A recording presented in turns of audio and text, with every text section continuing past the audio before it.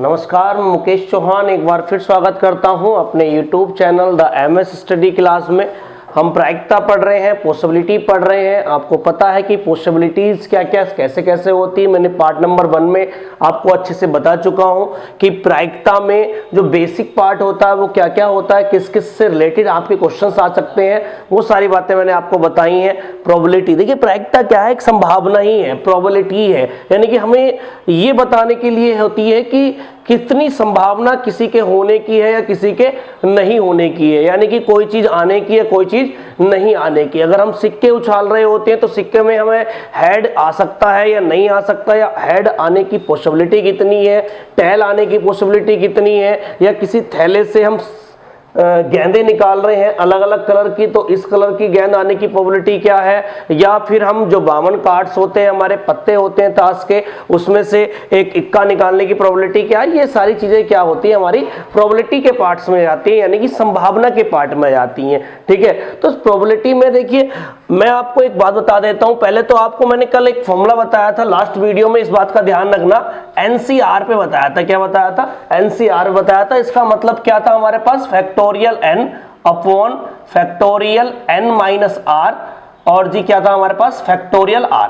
ये फॉर्मूला था हमारा। फैक्टोरियल का साइन मैंने बताया था आपको। फैक्टोरियल का साइन या तो आप ऐसे लगा लेना, चाहे फैक्टोरियल का साइन आप ऐसे लगा लेना, यानी कि दोनों क्या होते हैं, ये फैक्टोरियल के ही साइन होते हैं। ठीक है, देखिए इसमें एक बात और आपको मैं बताना चाह रहा हूं, जो कि एग्जामिनेशन व्यू में क्या होता है कि हम चीजों को याद रखना बहुत जरूरी है। जैसे कि मैं आपको एग्जांपल बता दूं, देखिए मैंने आपको बताया था सबसे पहले कुछ बातें याद जो रखनी है आपको, वो रखनी है फैक्टोरियल 0। फैक्टोरियल 0 की वैल्यू क्या होती है, 1 होती है, ये बता चुका हूं मैं।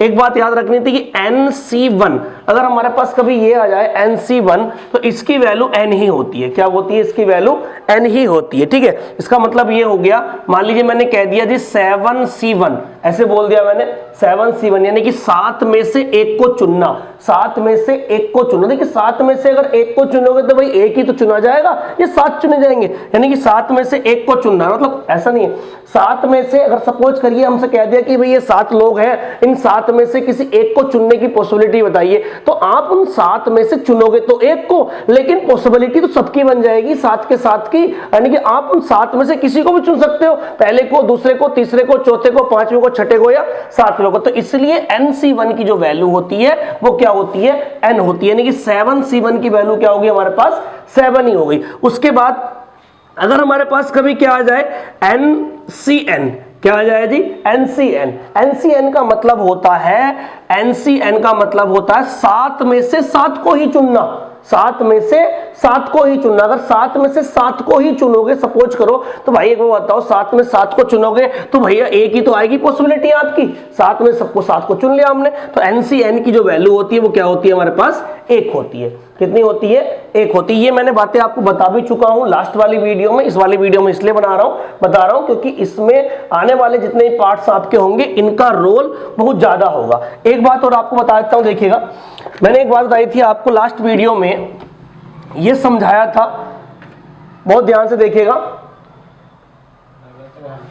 क्या समझाया था। देखिए ये समझाया था मैंने आपको कि NCR, क्या समझाया था, NCR is equal to NCN minus R, ये बताया था आपको, अच्छे से पता है, NCR is equal to n minus R। ठीक है, तो इसका मतलब क्या है, अगर मैं यहां पर 8C7 लिखता हूं, वो ध्यान समझना, 8C7 लिखता हूं तो इसका मतलब है 8C8 माइनस 7, यही तो मतलब हुआ इसका, 8C8 माइनस 7, यानी कि मतलब हुआ इसका 8C1।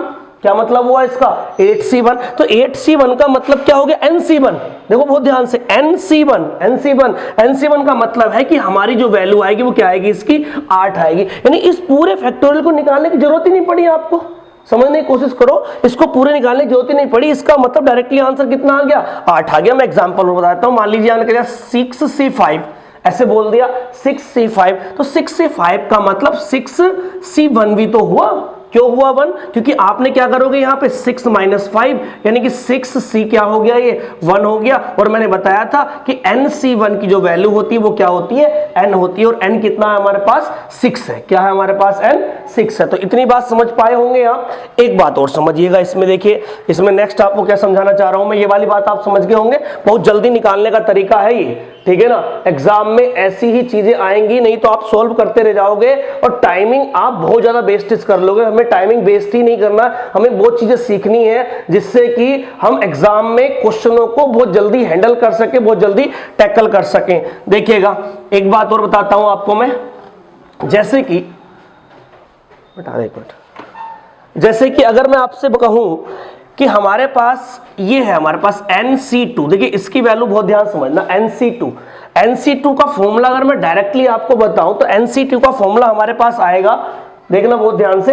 NC2 क्या होगा यहां पर, अगर मैं पहले प्रैक्टिकल करके बता देता हूं, मैं 8C2 का प्रैक्टिकल बताता हूं आपको। पहले मैं किसका प्रैक्टिकल बताता हूं, मैं 8C2 का, किसका 8C2 का। बहुत ध्यान समझना ये वाली बात। देखिए इसको आप अगर एक्सप्लेन करोगे तो कितना टाइमिंग लगेगा, मैं इसका एकदम शॉर्ट ट्रिक बताऊंगा इसका आपको, और इस शॉर्ट ट्रिक से आप समझ पाओगे कि एग्जाम में हम इस शॉर्ट ट्रिक अप्लाई करके एग्जाम में उस क्वेश्चन को कितनी जल्दी सोल्व आउट कर सकते हैं। देखिए इसका मतलब अगर इस फॉर्मूले को हम लगाते हैं तो क्या होगा, फैक्टोरियल 8, बहुत ध्यान समझना, फैक्टोरियल 8 माइनस कितना हो जाएगा 2, और फैक्टोरियल क्या हो जाएगा, ये 2 हो जाएगा, तो यही वैल्यू हो जाएगी हमारी। देखना बहुत ध्यान से, हम कह सकते हैं इसको फैक्टोरियल 8 अपॉन फैक्टोरियल कितना हो गया 6, और मल्टीप्लाई फैक्टोरियल क्या हो गया हमारे पास 2 हो गया। अगर फैक्टोरियल 8 को अगर मैं एक्सप्लेन करता हूं, इसको मैं ओपन करता हूं, तो आप कहोगे कि 8 मल्टीप्लाई 7 मल्टीप्लाई फैक्टोरियल 6, यही कहोगे। फैक्टोरियल 6 तक क्यों ले दिया मैंने, फैक्टोरियल 6 तक इसलिए रहने दिया क्योंकि बटे में हमारे पास क्या है, एक फैक्टोरियल 6 है। अगर मैं यहां पर फैक्टोरियल 6 लिख देता हूं तो वो क्या हो जाएगा, आपस में कैंसिल आउट हो जाएगा, ये कैंसिल आउट हो गया। इसकी वैल्यू 2 होती है तो ये कितना हो गया, 2 चौक 8, 4 सत्ते 28, वैल्यू कितनी आ गई इसकी 28 वैल्यू आ गई। तो इतना नहीं करना कभी, अगर हमारे पास कभी NC2 आ जाए, समझना ध्यान से, हमारे पास कभी NC2 आ जाए तो हम एक फॉर्मूला याद रखना, डायरेक्टली n-1 डिवाइड बाई 2, ये फॉर्मूला आपको एक और याद रखना है।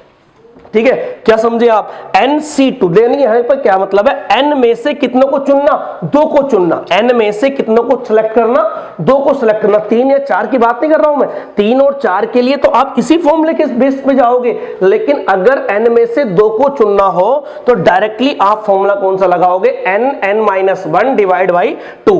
अगर मैं यहां पर 8C2 लिखता हूं, क्या लिखता हूं 8C2, इसको मैं यानी कि इसकी वैल्यू, ये n की तो वैल्यू है, किसकी वैल्यू है, n की वैल्यू रखिए यहां पर 8 माइनस 1 डिवाइड बाई 2।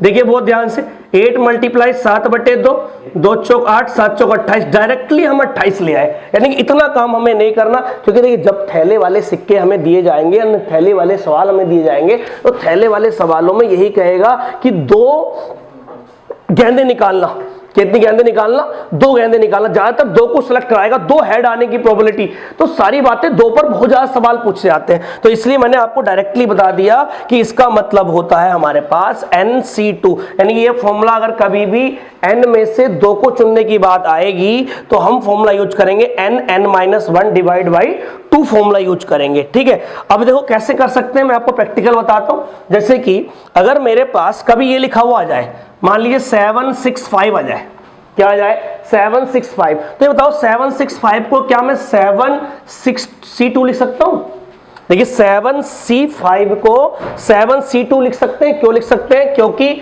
मैंने बताया था आपको अभी NCR बराबर होता है NCN-R, यानी कि 7 में से 5 माइनस करो कितना आ गया, 2 आ गया। तो डायरेक्टली आप फॉर्मूला पुट करोगे, ये किसकी वैल्यू है, n की वैल्यू है, n की वैल्यू 7 हो गई, 7 में से 1 माइनस कर दीजिए, डिवाइड बाई कितना हो गया, 2 हो गया, 7 मल्टीप्लाई 6 डिवाइड बाई 2, 2 तिया 6, 7 तिया क्या वैल्यू आ गई 21, यानी कि डायरेक्टली इसकी वैल्यू कितनी आ गई हमारी 21 वैल्यू आ गई।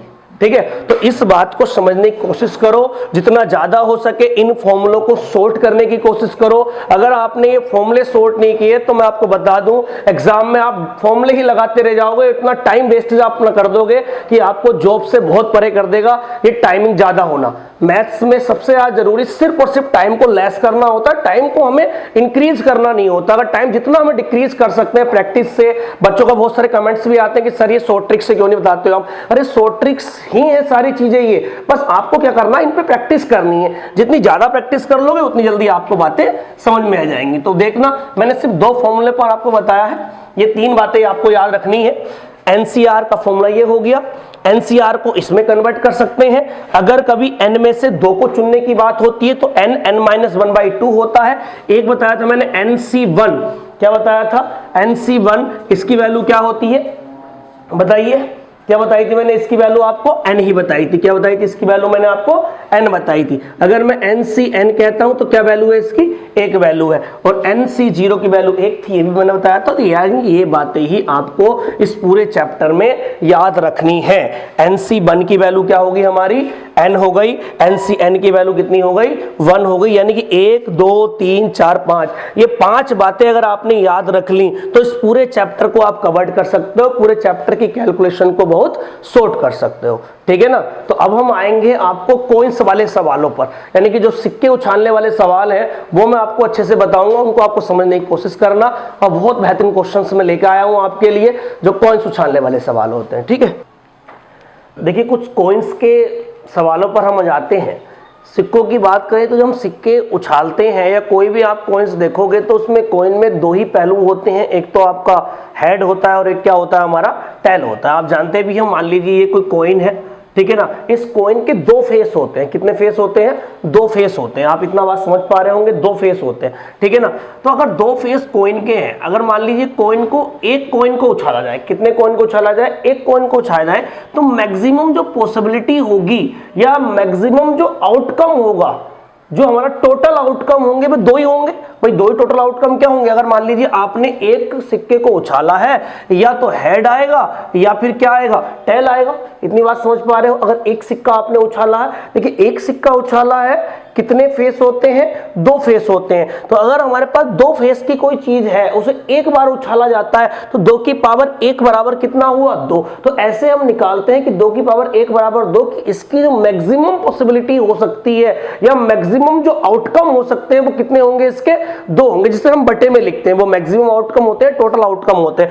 अगर मान लीजिए 2 कॉइन उछाले जाए, एक कॉइन ये है, 2 कॉइन दूसरा कॉइन ये है, तो आप समझ पा रहे होंगे अगर 2 कॉइन उछाले जाएंगे तो हमारी पॉसिबिलिटी क्या क्या बनेंगी, देखना बहुत। या तो हमारा हेड आ सकता है, समझ पा रहे होंगे, दोनों पर क्या आ सकता है, हेड, या हमारा एक पर हेड एक पर टेल आ सकता है, एक पर टेल दूसरे पर हेड आ सकता है, या दोनों पर क्या आ सकते हैं, हमारे टेल आ सकते हैं। यानी कि अगर 2 सिक्के उछाले जाएं तो कितनी पॉसिबिलिटी बन गई, यानी कितने आउटकम बन गए, 1 2 3 4, कितने आउटकम बन गए, 4 आउटकम। यानी कि 2 की घात कितना कर देंगे हम, 2 कर देंगे, तो कितना हो जाएगा, ये 4 हो जाएगा। तो इस बात को मैं समझा रहा हूं कि मैक्सिमम या टोटल जो हमारा आउटकम है वो निकालने के लिए हम क्या काम करते हैं, जितने सिक्के उछाले जाते हैं उतनी पावर लगा देते हैं, किसकी, 2 की। किसकी पावर लगाते हैं, 2 की पावर। अगर मैं 3 सिक्कों की बात करूं कि कितने सिक्के उछाले जाते हैं, 3 सिक्के उछाले जाते हैं, और मैं आपसे पूछ रहा हूं कि मैक्सिमम आउटकम कितने आएंगे या मैक्सिमम पॉसिबिलिटी अब कितनी होगी इसकी, तो आप कहोगे सर 2 की घात 3, और 2 की घात 3 का मतलब क्या हो गया, 8 हो गई। यानी कि हमारे पास कितनी पॉसिबिलिटी हो सकती है मैक्सिमम आने की, तो कितनी होंगी आपकी, 8 होंगी। कैसे निकाला हमने, मैं आपको बता रहा हूं। देखिए निकाला कैसे, ये 2 कहां से आया, पहले तो ये बेस वाला 2 समझ लीजिए। बेस वाला 2 आया है कि हमारे पास जो चीज उछाल रहे हैं कितने फेस हैं।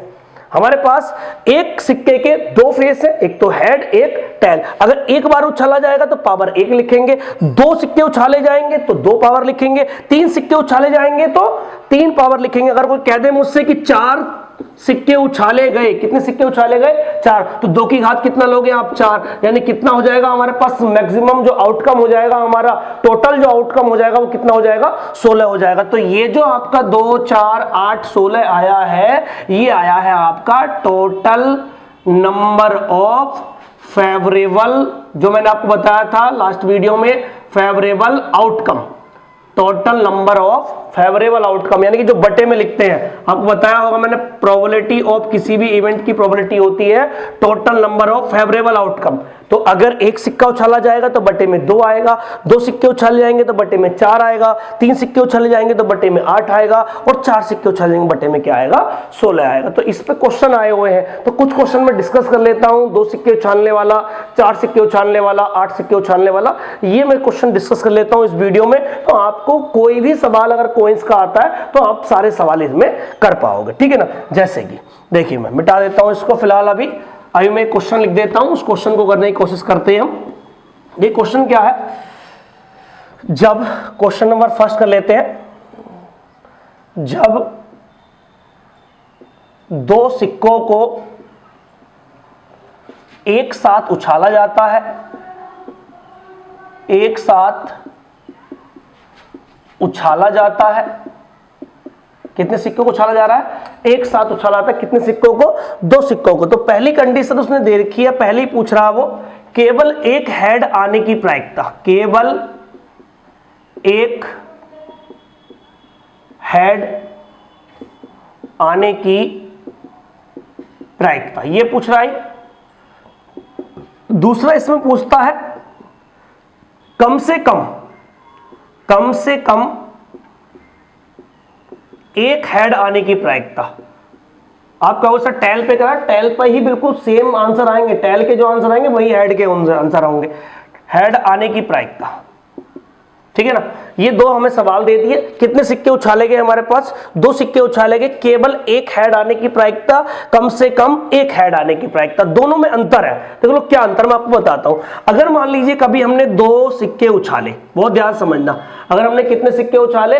दो सिक्के उछाले, तो आपको इतना तो पता है 2 की घात 2 4, यानी कि मैक्सिमम जो हमारे आउटकम होंगे, मैक्सिमम या टोटल आउटकम होंगे वो कितने आएंगे? 4 आएंगे। यानी कि दोनों के आंसरों में बटे में तो 4 आना ही आना है। इतनी बात समझ पा रहे हो आप? दोनों के आंसरों में बटे में कितना आना है?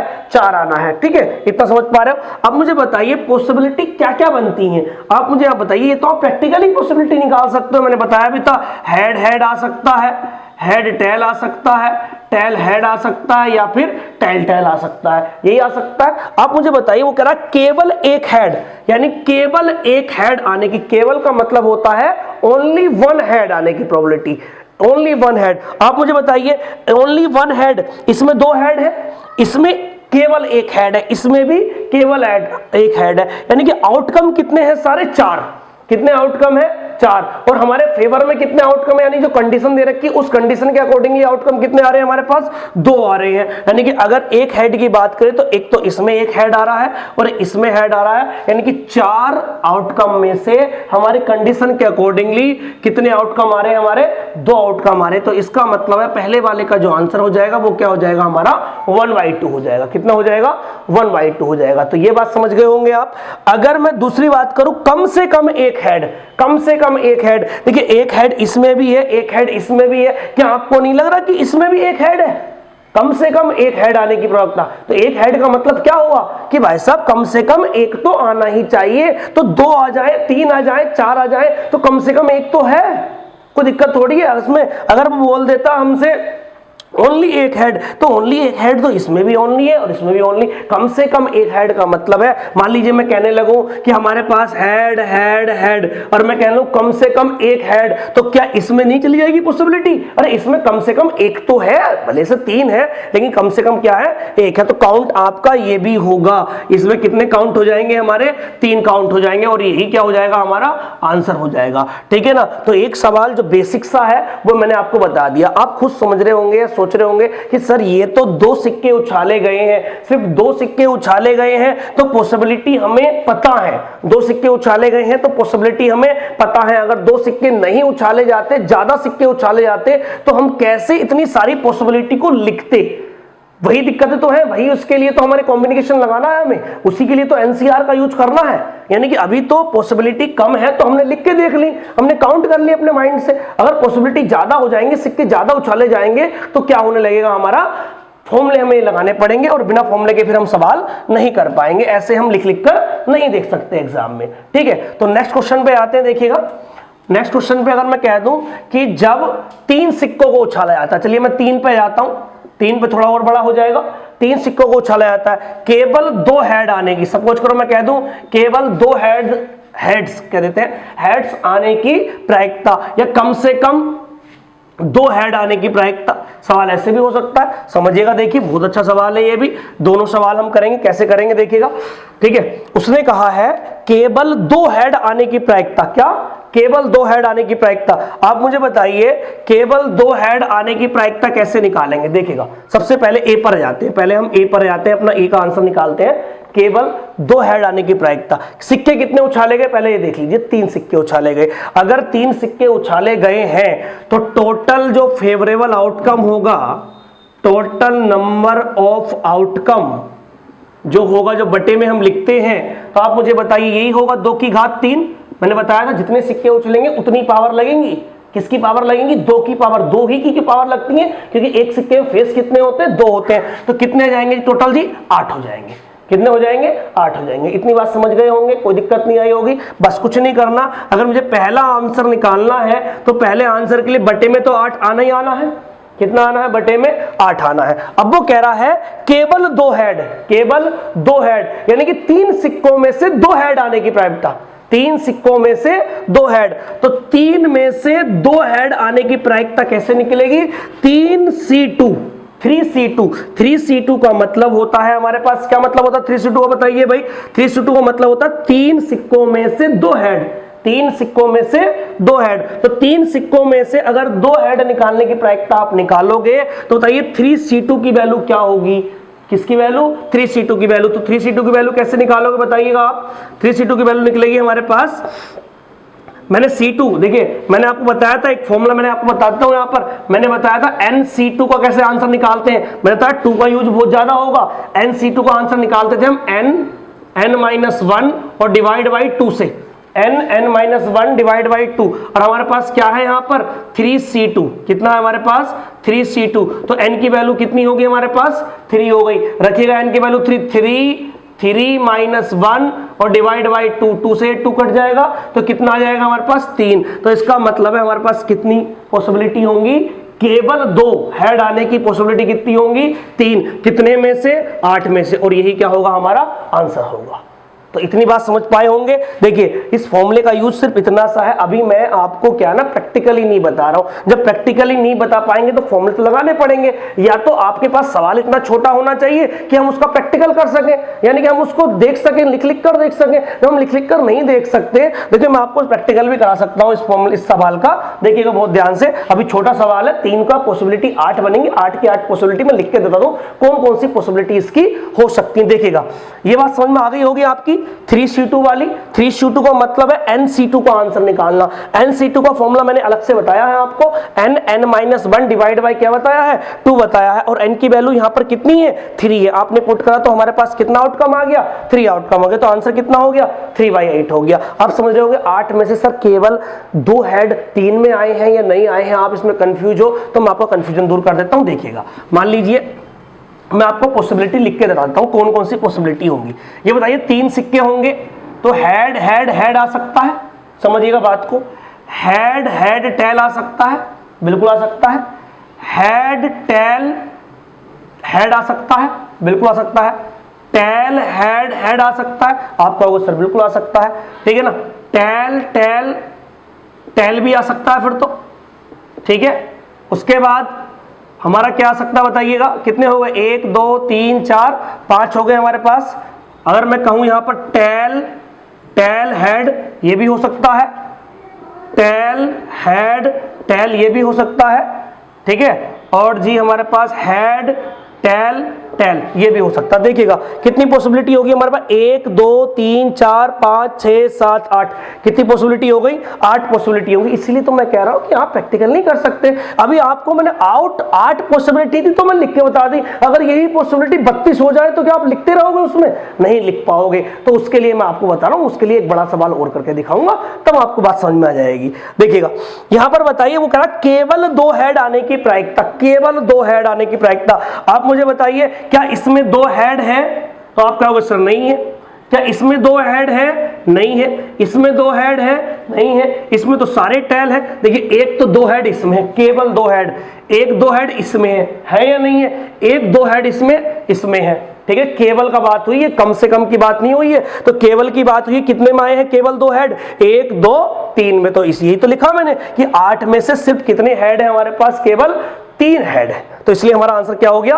3/8 हो गया। तो आप इस आंसर को समझ पाए होंगे। अगर हम बी आंसर पे जाने की, बी आंसर को आपको देखना होगा, बी बहुत जरूरी है। ये आप समझ गए तो समझ लो सारी बातें समझ गए आप, ठीक है ना। अब मुझे बताइएगा पॉसिबिलिटी तो अब भी 8 ही आएंगी भाई। टोटल पॉसिबिलिटी अब भी कितनी आएंगी? 8 होंगी। कम से कम 2 हेड, कम से कम 2 हेड। देखिए 3 सिक्कों में से 2 हेड तो आएंगे ही आएंगे, 3 सिक्कों में से 2 हेड। देखिए कम से कम में 2 पॉसिबिलिटी बनती हैं, या तो कम से कम में केवल 2 वाले आ जाए, कम से कम में केवल 2 वाले आ जाए, या 2 से अधिक वाले आ जाए।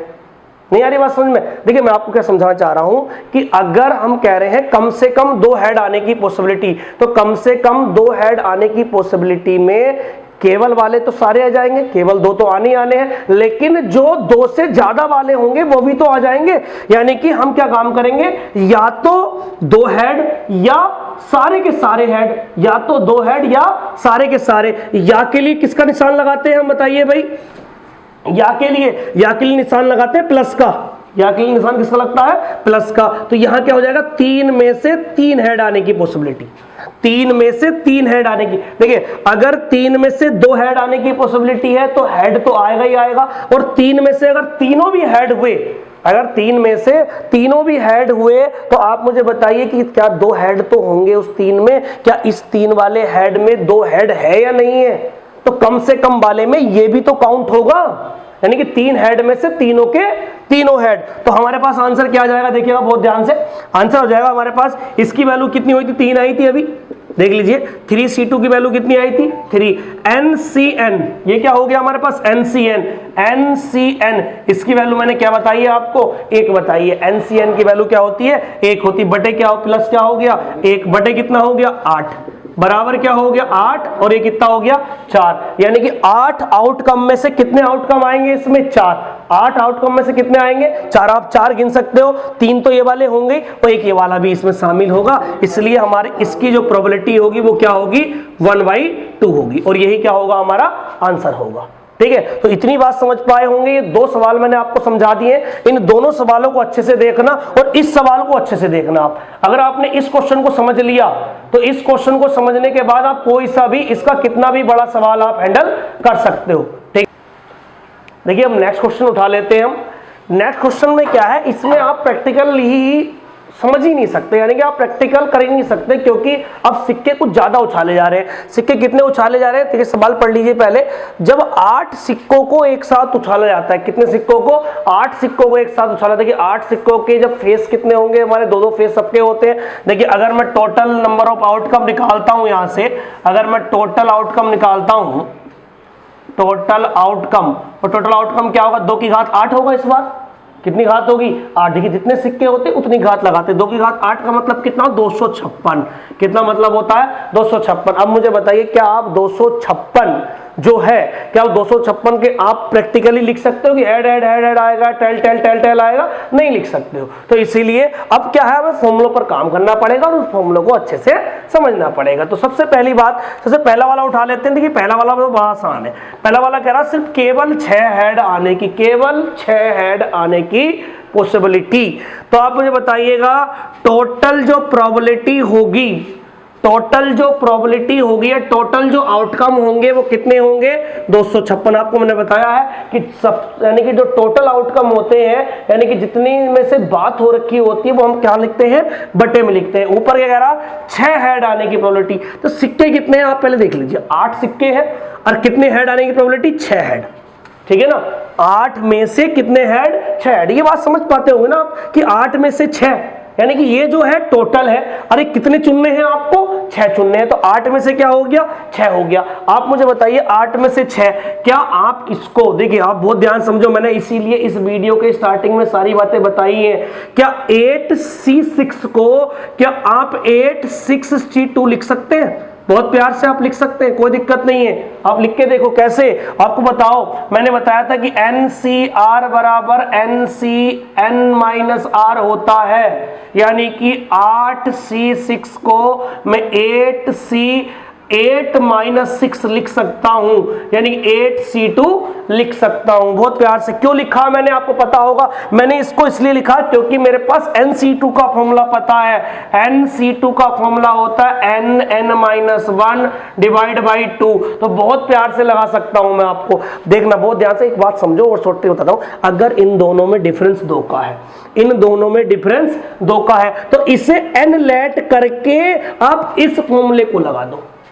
बात समझ पा रहे हो? अगर इन दोनों में कितने का डिफरेंस है, 2 का डिफरेंस है, इसे n लेट करके इस फॉर्मूले को लगा दो डायरेक्टली 8c6 या कुछ भी, मान लीजिए 7c5। अगर इसका आंसर भी निकालना तो यहाँ n की वैल्यू कितनी हो गई, 7 हो गई। अगर मैं 10c8 का निकालना है, डिफरेंस 2 का होना चाहिए, तो यहां पर n की वैल्यू कितनी हो गई, 10 हो गई। तो ये फॉर्मूला लगा दीजिए। तो इसको आसान करने का तरीका बता रहा हूं और कुछ नहीं, क्योंकि यहां पर बच्चा सवाल करता रहेगा फिर फॉर्मूला उसका लगाएगा, टाइम काफी वेस्ट कर लेगा अपना, है ना। तो देखिएगा फॉर्मूला लगाइए कौन सा वाला, NC2 वाला। देखिए यहाँ पर n की वैल्यू कितनी, 8 है। अगर हमारे पास देखिएगा 8C2 की वैल्यू हम निकालेंगे तो n की वैल्यू क्या हो गई, 8, 8 माइनस 1 डिवाइड बाई 2, 2 चौक 8, यहां से कितना बचेगा, 7 बचेगा। तो 7 अट्ठे कितना हो जाएगा, 56 हो जाएगा। बताइए, देख लीजिए, नहीं सॉरी 7 चौक 28, 56 नहीं, कितना हो जाएगा ये, 28 हो जाएगा। कितना हो जाएगा, 28। तो हम कहेंगे कि 256 आउटकम में से कितने आउटकम आए हमारे पास, 28 आउटकम। कितने आउटकम आए, 28 आउटकम। अगर 28 आउटकम हमारे आए हैं तो हमारा आंसर क्या हो जाएगा बताइएगा। आप काट लीजिए इसको, 4 सत्ते 28, 4 छंग 24 और 4 चौक 16, यानी कि आंसर हो गया 7/64। यही क्या हो गया, हमारा पहले वाले का आंसर हो गया। ठीक है, एक बार और समझ लीजिए इसको। देखिए सवाल को, बहुत आसान सवाल है, कुछ नहीं करना आपको, सिर्फ और सिर्फ यही 2 बातें पूछी जाएंगी, या तो कम से कम कहेगा या केवल कहेगा, इसके अलावा कोई बात ही नहीं है। हेड कहेगा या टेल कहेगा। जो आंसर हेड्स के आ रहे हैं वही आंसर क्या होंगे तुम्हारे, टेल्स के आंसर होंगे। अगर मैं कह देता केवल 6 टेल आने की प्रायिकता, तो आंसर तब भी यही होता। कम से कम 6 टेल आने की प्रायिकता, तो जो आंसर मैं लेके आऊंगा वही आंसर होता। तो इतना आसान है, कोई मुश्किल काम नहीं है। लेकिन आपको मुश्किल इसलिए लगता है क्योंकि इसमें NCR जो लग जाता है। और NCR देखिए, बिना फॉर्मूले के आप कब तक प्रैक्टिकल करते रहोगे। आपसे मैं कहने लगूं ये कोई सर्किल है, इस सर्किल का एरिया बता दीजिए, तो बिना पाई आर स्क्वायर के आप एरिया नहीं निकाल सकते, कोई टीचर नहीं निकाल सकता। ठीक है, तो कुछ चीजों के फॉर्मूले तो आपको पढ़ने पड़ेंगे, क्योंकि आप मैथ्स पढ़ रहे हो, और मैथ्स अगर कॉन्सेप्ट पे डिपेंड है तो कहीं ना कहीं थोड़े लेंथी सवाल उसके फॉर्मूलों पर भी डिपेंड करते हैं। ठीक है, तो हम समझ पाए होंगे। देखिए क्या है, दोबारा बताता हूं कि प्रोबेबिलिटी जो है, टोटल आउटकम निकालो। पहले टोटल आउटकम कैसे निकलेंगे, कितने सिक्के उछाले गए, 8 सिक्के, तो 2 की घात कितना लिखेंगे, 8, कितना आ गया टोटल आउटकम, 256 आ गए। अब क्या करना है, केवल 6 हेड आने की प्रायिकता। केवल 6 हेड कैसे आएंगे, 8 में से कितने हेड चाहिए मुझे, 6 में हेड चाहिए। 8 में कितने हेड चाहिए, 6 में हेड चाहिए। तो 6 में हेड, देखिए 866 है ये, तो 8 से 6 को आप क्या लिख सकते हो, 8C2। कौन से वाले फॉर्मूले से, NCR equal to NCN minus R वाले फॉर्मूले से। अब ये 8C2 हो गया, 8C2 का मतलब है NC2 वाला फॉर्मूला लग जाएगा। NC2 का फॉर्मूला क्या हो जाएगा, NN माइनस 1 डिवाइड बाई 2। तो ये फॉर्मूला हो जाएगा हमारे पास, हमने पुट कर दी वैल्यू, पुट करके वैल्यू कितना आएंगे, आंसर हमारा 7/64 आंसर आ गया। तो आप समझ पाए होंगे। अब इसे मिटा देता हूं इस वाले को, मैं B पर आता हूं। इसको समझना अच्छे से, स्क्रीनशॉट ले लेना इसका, ठीक है ना, और अच्छे से समझना, क्योंकि कॉइंस वाले सवाल आपको इस हद तक ही आ सकते हैं। ज्यादा से ज्यादा वो ऐसे कॉइंस उछाल सकता है जिनकी आप प्रैक्टिकल ना कर पाओ, जिनका आप प्रैक्टिकल ना कर पाओ। ठीक है, अब B पर जाते हैं। देखिए B क्या है हमारे पास, समझिएगा बहुत ध्यान से। टोटल आउटकम तो अब भी हमारे 256 ही होंगे। ये सिक्के कितने उछाले गए हमारे पास, बताइएगा। सिक्के उछाले गए हमारे पास 8 सिक्के उछाले गए, 2 की घात 8। अब है यहां पर कम से कम 6, ये समझना बहुत जरूरी है। कम से कम 6, ये मैं आपको बता रहा हूं, बहुत ध्यान समझना इस बात को। अगर ये बात आप समझ गए तो बहुत अच्छा होगा, अदरवाइज आप कर नहीं सकते सवाल को, आप प्रैक्टिकल तो कभी कर ही नहीं सकते। देखिए बटे में कितना लिख लीजिए, 256। कितना लिख लीजिए, 256। ये तो आना ही आना है। कम से कम 6 हेड आने की प्रायिकता। मुझे बताइए 8 सिक्कों में 6 हेड केवल तो आएंगे ही आएंगे, केवल आएंगे, या 8 में 7, 8 सिक्कों में 7 जगह हेड हेड आएगा। ये कैसे आएगा, 8 सिक्के हो रखे हैं, क्या आपको लगेगा head head head head head head, ये 1 2 3 4 5 6, ये तो केवल वाले में काउंट हो गया।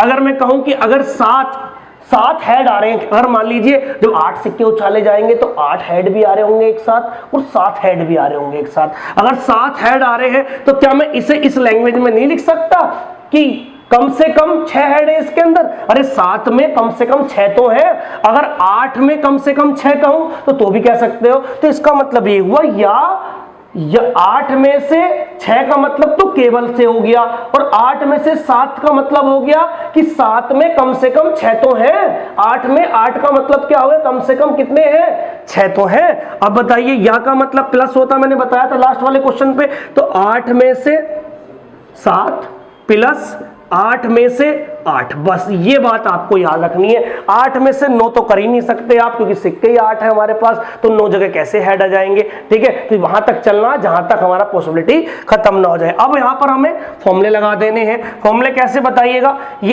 8C6 है, बताइए 8C6 है, क्या मैं इसे 8C62 लिख सकता हूं, अभी लिख के बताया था, प्लस 8C7 है, बिल्कुल है। 8C7 को क्या मैं 8C1 लिख सकता हूं, बिल्कुल लिख सकते हैं। कि कैसे लिख रहा हूं मैं आपको समझो इस बात को। 8C6 बराबर लिख सकते हैं 8CN-R, 8 - 6, तो क्या हो गया 8C2, यानी कि इसकी वैल्यू ये हो सकती है। क्या आगे 8C7, यही समझने की बात है, जितनी जल्दी ये कर लोगे, नहीं तो आप इसके फॉर्मूले लगाते रह जाओगे, आपसे आंसर नहीं, यही शॉर्ट ट्रिक्स है इसकी बस। 8C7 तो 8 - 7 हो जाएगा, तो 8C1 हो जाएगा, ये जो मैंने लिख दिया। और ये तो भैया हमारे पास 8C8 है ही, इसका तो कोई मतलब है ही नहीं। या तो आप इसे 8C0 भी लिख सकते हो, कोई दिक्कत ही नहीं, बताइएगा। अरे नहीं लिख सकते इसको हम 8C8 को, क्या 8C8 - 8 यानी कि 8C0 लिख सकते हैं। अगर लिखना चाहो तो 8C0 लिख दो। अब मुझे बताइएगा, इनके फॉर्मूले तो आप जानते होंगे, देखिए फॉर्मूलों पर जाते हैं। देखिए हम फॉर्मूलों पर कैसे देखिएगा, फॉर्मूलों पर NC2 फॉर्मूला बार-बार बता रहा हूं मैं, N-1/2 होता, हाँ या ना। NC1 क्या है भाई, NC1 का मतलब N ही होता है, मैंने बताया है। NCN को आंसर क्या होता है हमारे पास 1 होता है, या NC0 का आंसर भी क्या होता है 1 होता है। तो NCN NC0 एक ही बात है, NCN NC0 एक ही बात है, बताया था। बटे कितना हमारे पास 256 है। आप मुझे बताइए 8C2 अभी निकाल के बताया, 8C2 की वैल्यू 28 आई थी, 7 × 28 पता होगा आपको, भी बताई थी मैंने। अब 8C1, अब मुझे बताइए 8C1 का मतलब NC1 का वैल्यू क्या होती है N, यानी कि जो यहां लिखा हुआ वही यहां पर है, तो आंसर कितना आएगा, यहां पर 8 आएगा। NC1 का मतलब 8C8 की वैल्यू कितनी आएगी, 1 बटे कितना हो गया 256, सबको जोड़ दीजिए बटे 256, यही हमारा क्या होगा आंसर होगा। इसको आसान बनाने के यही तरीके, इसके अलावा कोई तरीका इसको आसान बनाने का है ही नहीं। अब जोड़ लीजिए इसको, 28 और 8 कितना होता है हमारे पास 36, और कितना हो गया 37 हो गया, ठीक है। बटे कितना होगा 256, कटेगा कट जाएगा, नहीं तो कोई बात नहीं, बराबर लिख लेते हैं इधर 37 बटे 256, और यही क्या हो गया हमारा आंसर हो गया 37 बटे 256। तो इतनी सारी बातें हैं, ये आपको मैंने आपको जितनी भी सिक्के वाली बात है, सिक्के उछालने वाली बात है, वो मैंने आपको बता दी है। सिक्कों में यही सवाल हमें मैक्सिमम आ सकते हैं, सिर्फ और सिर्फ चेंजेस क्या करेगा, 4 सिक्के उछाले गए, 5 सिक्के उछाले गए, 6 सिक्के उछाले गए, हेड आने की, टेल आने की, केवल हेड आने की, कम से कम हेड आने की। अरे इसके अलावा थोड़ी कुछ आएगा, बताइए सिक्कों में या तो हेड आएगा या टेल आएगा, या तो कम से कम आएगा या केवल आएगा, इसके अलावा कुछ है ही नहीं, बताइएगा। तो इन 3 सवालों से आप सारी बातें सीख सकते हो। कम से कम वाले का ध्यान रखना है आपको, बस ये जो प्लस प्लस वाली चीजें चल रही हैं, ये कम से कम वालों का ध्यान रखना है। अगर ये बात सीख जाओगे तो आप सिक्कों में किसी भी सवालों कर सकते हो, सिक्कों वाले सवालों में आप महारत हासिल कर लोगे, ठीक है। तो इतना इस पार्ट से मैंने सिखा दिया है। पार्ट नंबर 2 में मैंने NCR इनके बारे में अच्छे से बता दिया, ये सीखना बहुत जरूरी है। उसके बाद कॉइन्स के बारे में बता दिया, प्रैक्टिकली भी नॉन प्रैक्टिकली भी, फॉर्मूले से भी बता दिया, उनको शॉर्ट ट्रिक करके ही बता दिया, ठीक है। तो इतनी सारी बातें आपने पार्ट 2 में सीख ली हैं। इसको वीडियो को बार बार रिपीट करके देखिए। देखिए प्रोबेबिलिटी क्या है, थोड़ी सी टफ आपको लगेगी, क्योंकि आप पहले से प्रोबेबिलिटी पढ़ते नहीं हो। सारे लोग क्या पढ़ते हैं, हम प्रॉफिट एंड लॉस हो गया, परसेंटेज हो गया, टाइम एंड वर्क है, यही रोज पढ़ते रहते हैं, कहीं वीडियोस खोल कर रहते किसी भी टीचर्स की, तो यही वीडियो ज्यादातर रिपीट्स होती रहती है। तो हमें क्या काम करना, वो चीजें जरूर सीखनी है जो चीजें एग्जाम में आती हैं। देखिए आती भी हैं और कम आती है, इस बात को ध्यान रखना, ये आती भी हैं और कम आती हैं, हो भी सकता है और नहीं भी हो सकता, पॉसिबिलिटी है, प्रोबेबिलिटी है, तो वैसे ही होगा, वो भी आ भी सकती है और नहीं भी आ सकती है। अगर आ गई, अगर मान लीजिए एक सवाल भी अगर आ गया तो आपसे सवाल नहीं होगा, अगर आप ये सारी वीडियोस नहीं देखकर जाओगे तो। 2 पार्ट्स मैंने बना दिए, पहले पार्ट में बेसिक बात बताई, दूसरे पार्ट में कॉइन्स की बात बताऊं, एक पार्ट में आपको कार्ड के बारे में बताऊंगा, पत्तों के बारे में, एक में आपको लूडो वाले जो डाइस के बारे में बताऊंगा और एक मैं आपको गेंद निकालने वाले में बताऊंगा। तो सारे पार्ट्स मेरे देखिए, प्रोबेबिलिटी के 5-6 पार्ट्स में वीडियोस आपकी आ जाएगी। सारे पार्ट्स देखोगे तो कोई ना कोई सवाल आपका जो एग्जाम में आएगा, सारे सवाल आप सोल्व कर सकते हो।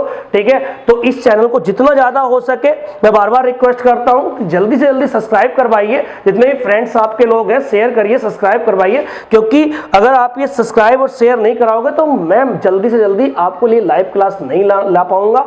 और मेरी लाइव क्लास आपको पढ़ाना है, सारा सिलेबस उसी में कंप्लीट कराना है। ठीक है, तो आज के लिए इतना ही, धन्यवाद।